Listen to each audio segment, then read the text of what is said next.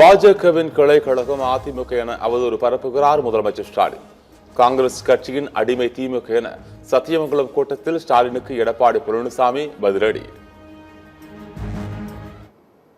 அண்ணா திமுக பாரதிய ஜனதாவுடைய கிளை அமைப்பாக செயல்படுவதாக ஒரு தவறான செய்தியை அவதூறு பிரச்சாரத்தை பரப்பி வரார்.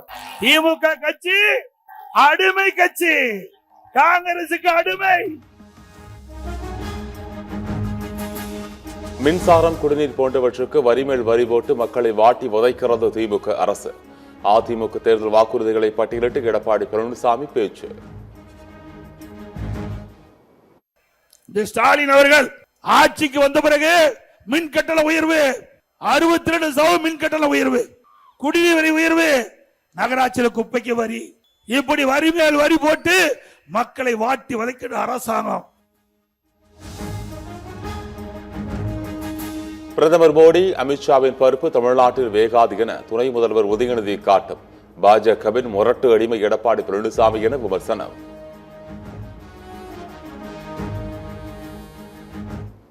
மோடி அவர்களே, திரு அமித்ஷா அவர்களே, உங்களுடைய பருப்பு உத்தரப்பிரதேசத்துல, பீகார்ல, வடநாட்டுல வேகலாம், ஆனா தமிழ்நாட்டுல ஒருபோதும் உங்களுடைய பருப்பு வேகவே வேகாது.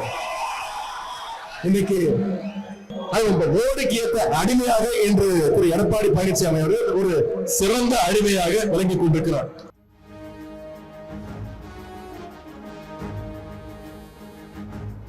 தமிழ்நாட்டில் 40 ஆண்டுகளுக்கு மேலாக வசிக்கும் இலங்கை தமிழர்களுக்கு குடியுரிமை வழங்க சட்டப்பூர்வ நடவடிக்கை எடுக்க வேண்டும். பிரதமர் மோடிக்கு முதலமைச்சர் மு க ஸ்டாலின் கடிதம்.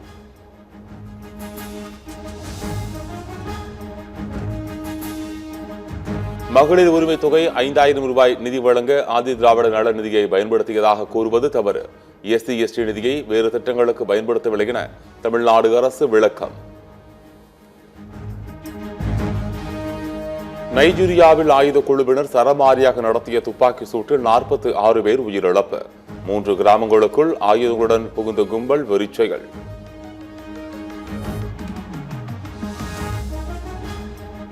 தூத்துக்குடி மாவட்டம் விளாத்திக்குளம் அருகே இருசக்கர வாகனம் மீது வேன் மோதி கோர விபத்து. ஒரே பைக்கில் சென்ற 2 குழந்தைகள் உட்பட 5 பேர் உயிரிழப்பு. தகுதி சான்றிதழ் கட்டண உயர்வை ரத்து செய்ய கோரி லாரி உரிமையாளர்கள் சம்மேளனம் போர்க்கொடி. முதல் கட்டமாக டெல்டா மாவட்டங்களில் நாளை முதல் லாரிகள் ஓடாது என அறிவிப்பு. தமிழகத்தில் இறுதி வாக்காளர் பட்டியல் வரும் 23ஆம் தேதி வெளியாகும் என தலைமை தேர்தல் அதிகாரி அர்ச்சனா பட்நாயக் அறிவிப்பு. நாளை மறுநாள் வெளியாக இருந்த நிலையில் திடீர் மாற்றம். இந்திய பெருங்கடல் பகுதியில் அடுத்த 48 மணி நேரத்தில் ஒரு காற்றழுத்த தாழ்வு பகுதி உருவாக வாய்ப்பு. தமிழகம் மற்றும் புதுவையில் இன்று முதல் 19ஆம் தேதி வரை வறண்ட வானிலை நிலவக்கூடும் என வானிலை மையம் கணிப்பு. வங்கதேச பிரதமராக தாரிக் ரஹ்மான் பதவியேற்பு விழாவில் இந்தியா சார்பில் பங்கேற்கிறார் மக்களவை சபாநாயகர் ஓம் பிர்லா. பிரதமர் மோடி பங்கேற்பார் என எதிர்பார்த்த நிலையில் திடீர் மாற்றம். மக்களவை சபாநாயகர் ஓம் பிர்லாவுக்கு எதிராக எதிர்க்கட்சிகள் கொண்டு வந்த நம்பிக்கையில்லா தீர்மானத்தின் மீது மார்ச் 9 வாக்கெடுப்பு. மத்திய அமைச்சர் கிரண் ரிஜிஜு தகவல். புதுச்சேரியில் கடந்த தேர்தலை விட அதிக தொகுதியில் போட்டியிட திமுக திட்டம். வெற்றி வாய்ப்பு உள்ள வேட்பாளர்களை கண்டறிய ரகசிய சர்வே எடுத்ததாக தகவல்.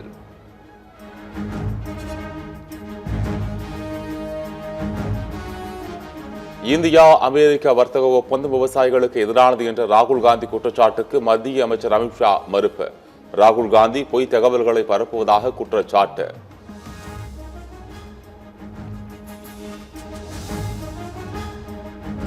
மியான்மரில் கடந்த 24 மணி நேரத்தில் அடுத்தடுத்து 3 முறை நிலநடுக்கம் ஏற்பட்டதால் மக்கள் அதிர்ச்சி.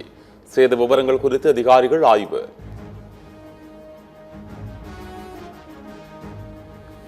இலங்கையில் வாகனம் மோதி காயமடைந்த சிறுத்தை குட்டிக்கு வன விலங்குகள் துறை தீவிர சிகிச்சை. சிறுத்தை குட்டியை அடர் வனத்தில் விட நடவடிக்கை. 2 நாள் பயணமாக நாளை இந்தியா வருகிறார் பிரான்ஸ் அதிபர் இமானுவேல் மேக்ரான். 2 நாடுகளிடையே முக்கிய ஒப்பந்தங்கள் கையெழுத்தாகிறது. T20 உலகக்கோப்பை தொடரில் நேபாளத்துக்கு எதிரான போட்டி. மேற்கத்திய தீவுகள் அணி 9 விக்கெட்டுகள் வித்தியாசத்தில் எளிதில் வெற்றி.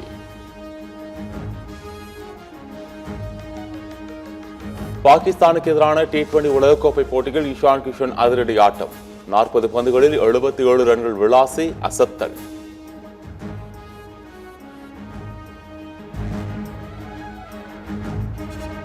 T20 உலகக்கோப்பை போட்டிகள் பாகிஸ்தானுக்கு 176 ரன்கள் இலக்கு நிர்ணயித்தது இந்தியா.